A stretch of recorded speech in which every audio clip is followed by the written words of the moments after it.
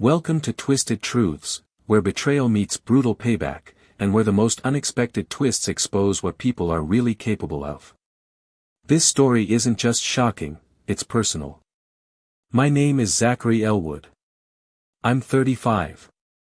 And if you'd asked anyone in my circle before last Christmas Eve, they'd have told you I was living the dream, son of a powerful business mogul, marketing director at Elwood Organics, a family-run packaged food empire, and heir to an opulent life in Wetka's elite circles. But dreams have shadows. And mine was always cast by my father, Lionel Elwood. That Christmas Eve, snow fell like soft ash over our family's grand estate, tall columns, glowing chandeliers, an 80-foot pine tree sparkling in the foyer. Guests wore tuxedos and designer gowns, sipping red wine and nibbling foie gras. It looked like a Hallmark card. But behind the crystal and caviar, something was rotting. Me. I stood by the fireplace alone, nursing a glass of Pinot and the quiet ache in my chest that had been growing for years. Across the room, my father laughed thunderously with investors. My mother, Juliet, floated in emerald velvet, diamond earrings flickering.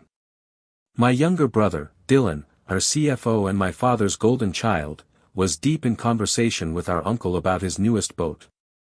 When my father suddenly raised his glass and called out across the table, "Zachary, have you reviewed the financials?" My gut dropped. The room hushed. Eyes turned. "Yes," I said, steady but cautious.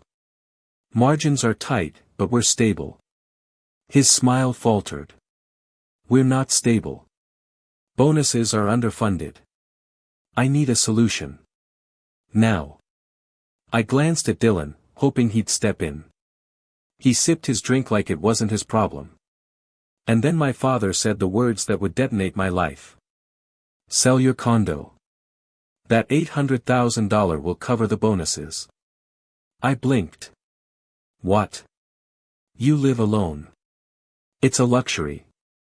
We need that money. That's my property. I bought it with my own salary, after taxes. It's not company-owned." My mother stepped in, gentle as ever but sharp underneath. "You're part of this family, Zachary. We all make sacrifices." I turned to Dylan. "And your $2.4 million lakefront house? No sacrifice from you?" He laughed. "I have a wife and 2 kids, Zach. You just have a view." "Enough," my father snapped. "You're doing it. End of discussion." "No," I said, my voice rising despite myself. "If we're cutting assets, start with this mansion. Or your yacht. Why is it always me?" And that's when it happened. He stood. Walked toward me. And slapped me across the face. Hard. My wine glass shattered on the floor. The room gasped. I staggered back, stunned, a ringing in my ears. My own father had struck me. On Christmas Eve. In front of friends, relatives, employees. "You ungrateful little bastard," he hissed. "You're fired. Get out of this house." I didn't speak. I didn't cry. I just walked out. Past the guests. Past the portraits of ancestors glaring down on me. Out into the freezing night. As I drove away, the sting on my cheek faded, but the burn in my chest didn't. And that's when I remembered something. A promise. A secret. A summer day, 20 years ago. I was 15. My grandfather, James Elwood, founder of the company, took me into the study of this very mansion and said, "One day, this house will be yours, Zachary. Not just the bricks, but the meaning. Protect it." That night, for the first time in 7 years, I opened the safe in my condo. Inside was the wooden box Grandpa gave me before he died. Inside that box, was the real beginning of this story. And the end of theirs. I didn't sleep that night. I couldn't. Not after what I'd found in that box. I sat on the floor of my Chicago penthouse, cold coffee on one side, the open wooden box on the other. Inside, everything was neatly arranged, just like Grandpa James used to be. A silver ring with the family crest. Several faded letters in his handwriting. And at the bottom, a document folded 3 times and tied with a leather cord. It was a copy of his last will and testament. Dated 7 years ago, just before he died. I read it once. Then again. My eyes blurred with disbelief, then rage. The will said, clearly, in legal language that needed no translation, that the mansion at 1912, Somerset Lane, the Elwood family home, was to pass directly to me. Me. Not my father. Not my mother. Not Dylan. It was mine. My grandfather had entrusted me, not just with a house, but with the legacy he'd built from nothing. A food truck turned global business. The very soul of our family's pride. And yet, for 7 years, my parents had lived in that mansion as if it were their birthright. They lied to me. They buried the truth. They forged a new will, one I never questioned because I was too busy working 60-hour weeks trying to earn my place. And when I finally questioned the system, they slapped me, literally and figuratively, back into place. I called Patricia. My friend. My college roommate turned attorney. She was the only one I trusted. The only person who didn't bow to the Elwood name. Zach, she said, her voice groggy but alert as ever, it was just past midnight. What happened? I need you, I said. It's about my grandfather's will. I have the original. Silence. Come to my office. Tomorrow morning. We're going to find out if this is real. I stayed up until sunrise, the will open in front of me, Grandpa's ring clenched in my hand. When I arrived at Patricia's downtown office the next morning, she didn't waste time. Her eyes scanned every line of the document. Then she turned to me, her expression sharpened like glass. Zachary, this will is legit. If it holds up in court, it means your parents committed fraud. I nodded. I was beyond rage at this point. I was hollow. Like something inside me had cracked and left a void. I need you to help me get it back. All of it. Patricia's team got to work. For the next week, I barely left my apartment. I didn't eat much. Didn't sleep. Just sat at my desk going over the details of my family's betrayal on loop in my mind. Dylan had always been the favorite. My parents never said it out loud, but it was in everything. The way my mother defended him, even when he failed upward. The way my father handed him roles I had to beg for. But now it was clear, this wasn't favoritism. This was theft. Patricia called a week later. We have it, she said. Court records. Deed transfers. Everything. The will your parents submitted after your grandfather's death was altered. Forged. The signature doesn't match James Elwood's known handwriting. I've had a forensic expert confirm it. I felt my knees weaken. I sat down, gripping the phone. So they lied to the court. They committed a crime, Zach. We have enough to take this to court right now. And the house? If this will is validated by a judge, the mansion is yours. I didn't reply for a long moment. I stared out my window. The snow from Christmas had turned to icy slush. The world looked tired. Faded. Let's give them a chance, I said finally. A chance? To confess. One chance. They have 1 month to vacate that house. If they don't, I burn everything they built to the ground. She paused. Are you sure? They won't go quietly. I'm not asking for quiet, I said. I'm asking for justice. I hung up. The pain of the slap, the humiliation, the betrayal, they were all real. But what gutted me most, was the memory of Grandpa. He believed in me. He saw something in me they never did. And they erased him. Just like they tried to erase me. But not anymore. That night, I stood in front of my mirror. Looked myself in the eye. For the first time in years, I saw not the failure they made me believe I was, but a man who had nothing left to lose. I would get that house back. But more than that. I'd destroy every lie they ever told. It's funny how betrayal doesn't come all at once. It trickles in, like a leaky faucet, slow at first. Until it floods everything. I thought the mansion was the heart of it. I thought my parents stealing the house my grandfather left me was the worst they could do. I was wrong. 2 weeks after I gave them the 1-month ultimatum, I got a text from Dylan. Hey. You calmed down yet? Don't do anything stupid. No apology. No ownership. Just arrogance, oozing from every pixel of his smug little message. I didn't reply. But his words reminded me of something. Christmas Eve. That moment at the table, when my father claimed the company didn't have enough cash for bonuses, despite a record-setting year. It hadn't made sense then. It made even less now.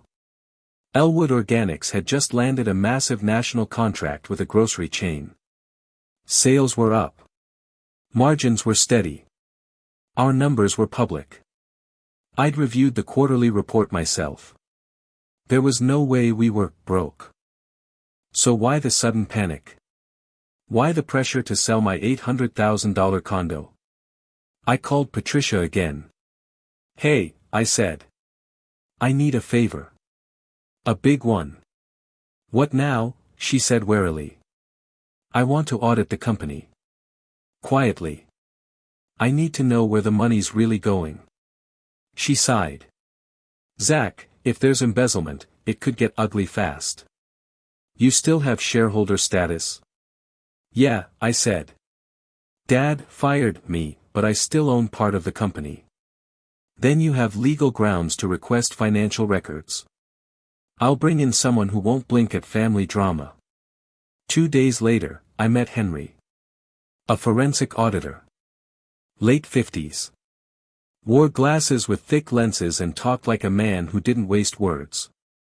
Give me access, he said. And I'll find the cracks. I still had login credentials to the internal finance systems.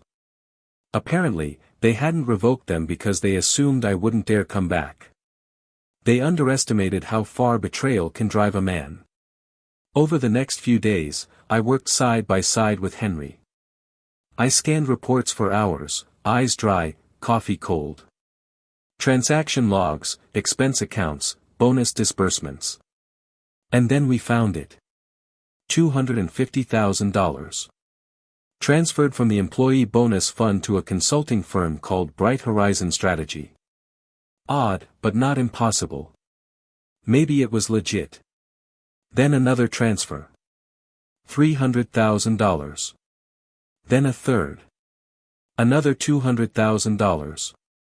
All in the past 12 months. Ever heard of Bright Horizon? I asked Henry. He typed, searched, frowned. No website. No staff. No trace of prior contracts. Shell company? Could be. We ran the corporate registration. And that's when the truth punched me in the chest. Owner, Clara D. Elwood. Dylan's wife. My brother's picture-perfect, Prada-wrapped partner in crime. Oh my God, I whispered. Henry glanced at me. There's more. And there was. Clara had registered 3 other companies, all just as hollow. And all had received payments from Elwood Organics. Total siphoned, $2.1 million. All from the bonus pool. Money meant for the single moms in HR, the warehouse supervisors, the engineers who gave their blood to keep our food empire afloat. Gone. I felt sick. I picked up the phone and called Patricia. Clara and Dylan, they've been stealing. Shell companies. Fake invoices. They've funneled over $2 million out of Elwood Foods. Her silence was heavy. Patricia, I said, my voice cracking. My own brother. He let them fire me, slap me, humiliate me, while he and Clara were robbing us blind. I'm calling the FBI, she said. But I wasn't done. I needed Dylan to know I knew. I called him. He picked up after 2 rings, probably expecting me to grovel. Zach, he said smoothly. Finally ready to come crawling back. No, I said coldly. I just wanted you to hear it from me first. Bright horizon. Clara's other shells. I know everything. And so does the federal auditor. Dead silence. Then a forced laugh. Zach, you've always had a vivid imagination. Save it, I spat. You're done. And when the truth goes public, you'll be remembered not as Dad's golden boy, but as a common thief. I hung up. My hands were shaking. I should have felt victorious. Instead, I felt grief. Grief for the brother I thought I had. Grief for the family that let their greed rot everything they touched. Grief for the employees who'd been robbed silently for years. I stared out at the city, lights flickering like dying embers. The house was mine. The truth was mine. But justice? Justice was still coming. And this time, it would come loud. The moment I hung up on Dylan, a strange calm washed over me. Not peace. Not satisfaction. Just clarity. For the first time in my life, I saw everything for what it really was, no illusions, no family loyalty, no second chances. My father had used me. My mother had ignored me. My brother had robbed not just me, but every single person who built our company from the ground up. And Clara, my sister-in-law, was the mastermind laundering it all behind shell companies. And yet, I had all the leverage now. The mansion was mine, legally, irrefutably. The audit had revealed embezzlement, undeniably. And the public had no idea, yet. I called Patricia. It's time to move, I told her. Let's prepare the case and time everything perfectly. She paused. You sure you don't want to settle this privately? Once the authorities get involved, there's no going back. No, I said. They didn't hesitate to humiliate me in public. They don't get privacy now. She nodded. We'll loop in the feds. But if you want maximum damage, you should go one step further. What do you mean? Leaks. Press. The board. Whistleblower clause. If Dylan goes down, the company will need a savior. That can be you. Or, you can burn it to the ground. That last sentence stuck in my mind for hours. Could I really destroy the empire my grandfather built? But then I looked at the numbers again. The bonuses that never went out. The lavish jewelry Clara flaunted at parties. The forged documents in the will. And I realized, it wasn't my grandfather's company anymore. It was theirs. Their twisted reflection of his legacy. I wasn't burning it down. I was setting it free. I started small. Step 1, secure the mansion. I filed the court claim for official possession through Patricia's firm. We timed it to process right before the end of the month, right after the deadline I gave my parents. Step 2, freeze the leak. Patricia sent a legal cease and desist to Elwood Organics, blocking any future payments to the shell companies. Simultaneously, Henry finalized the forensic report with time-stamped transactions, matching fake invoices, and confirmation of Clara's ownership. Step 3, warn the board. I still had a few allies, people my grandfather once trusted. I emailed them anonymously, attaching the full financial audit and a simple subject line, "Your CFO is robbing you blind." By the next day, 3 board members had reached out. 2 wanted a call. 1 just said, "Thank you." Step 4, leverage the media. I sent an encrypted tip to a local investigative journalist, known for exposing corporate fraud. No names. Just facts, numbers, dates, and dummy company names.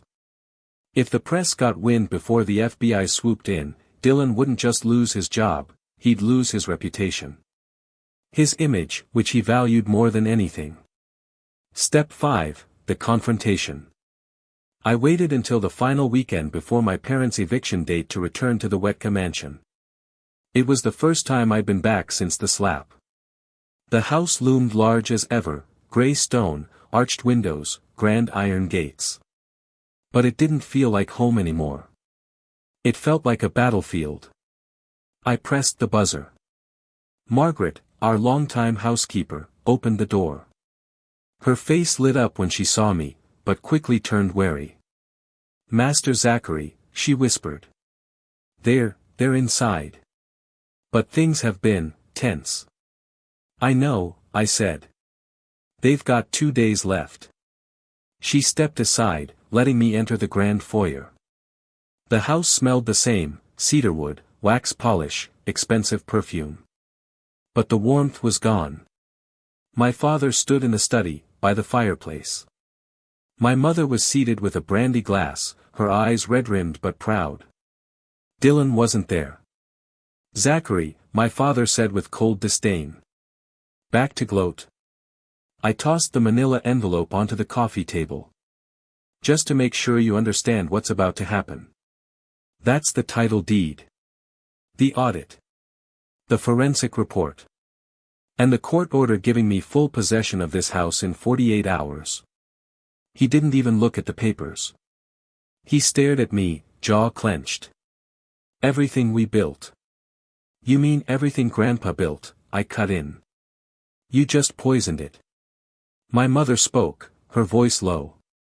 Zachary, we were trying to protect the company. By letting Dylan steal millions. By forging Grandpa's will. By firing your own son in front of 100 people on Christmas. She looked away.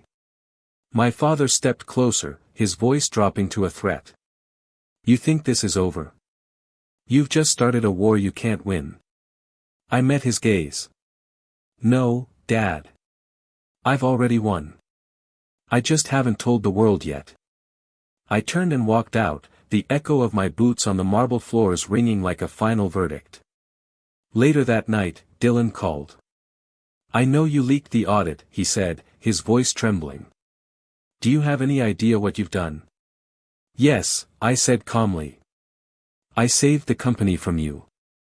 They'll fire me. No, I said. They'll arrest you. He went silent. Then he muttered, You're not one of us anymore. That's when I realized. I never was. I just didn't know it. Until now. They say revenge is best served cold. But mine? Mine arrived as a Category 5 legal hurricane, descending on everything the Elwoods thought they could hide. The first strike landed Monday morning. The FBI's Financial Crimes Division launched a formal investigation into Dylan and Clara.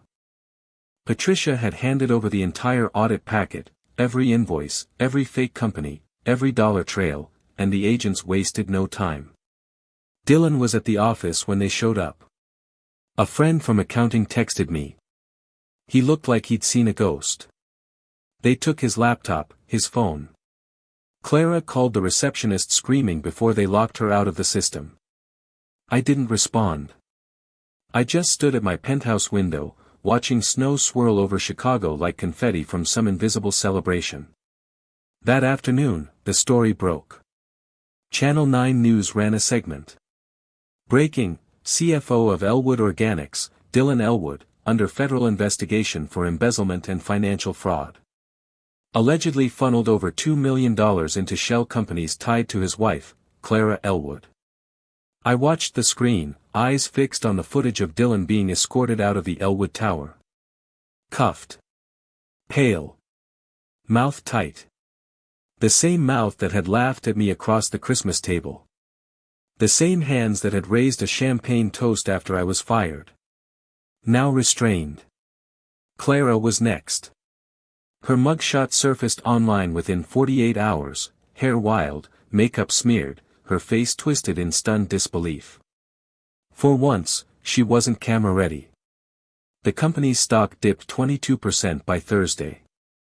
The board of directors issued a statement distancing themselves from Dylan and clarifying that an interim CFO had been appointed.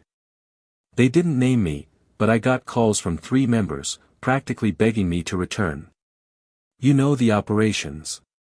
You know the people. You're the only Elwood with clean hands.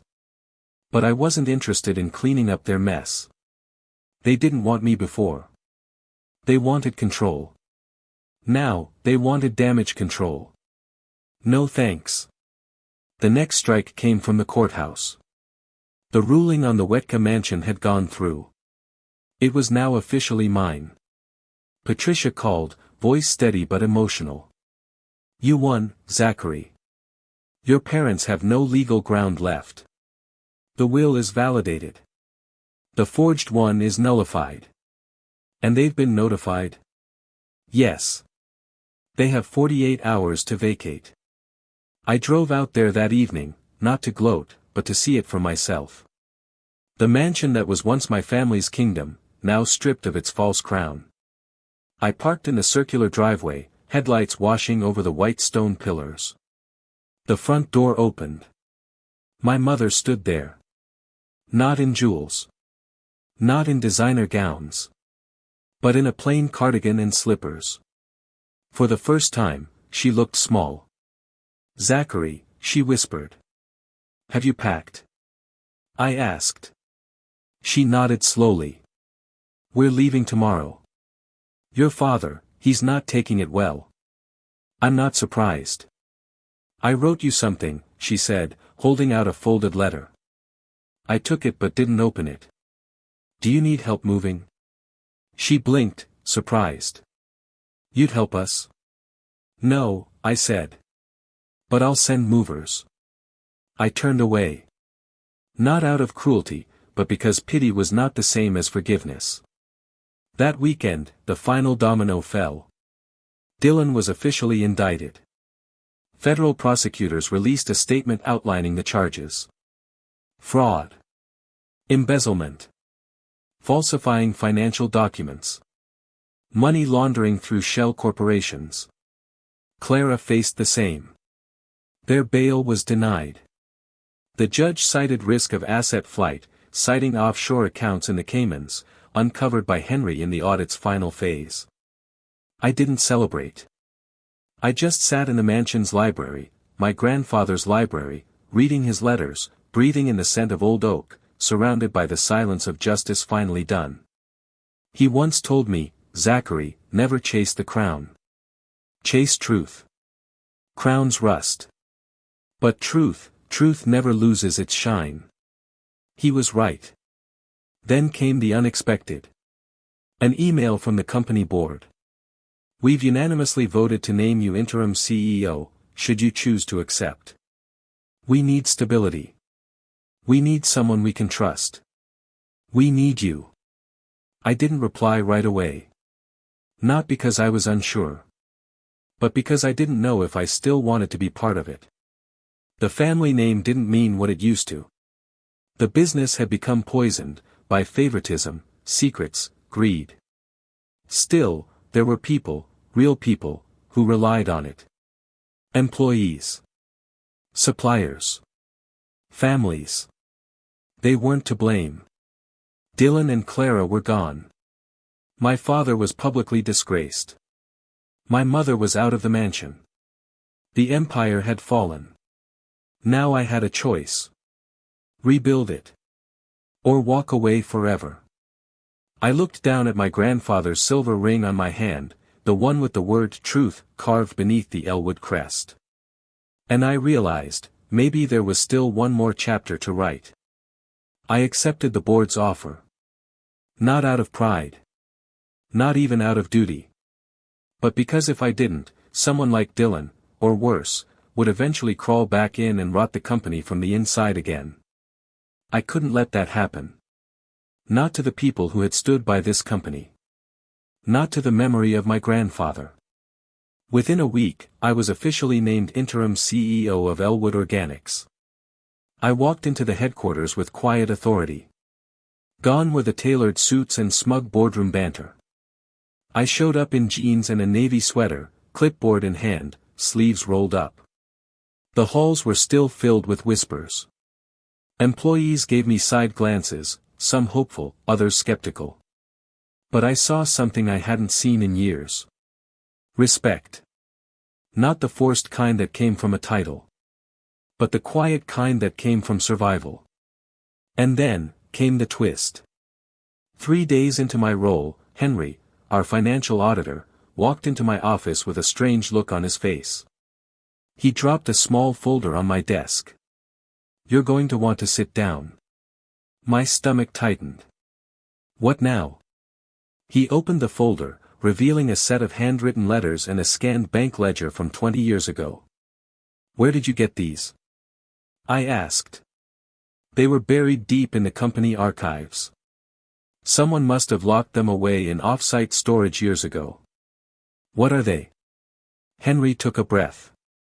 "They're letters from your grandfather, to your father. About the company's original stake distribution. About the board." I scanned them, my hands trembling. And what I read changed everything I thought I knew. "Lionel. If you're reading this, I'm likely gone. I tried to set this company up so it would outlive us, but I've seen your ambition, and I worry it will outgrow your integrity. You always craved the spotlight more than the substance. That's why I left control to Zachary. He is not just my grandson.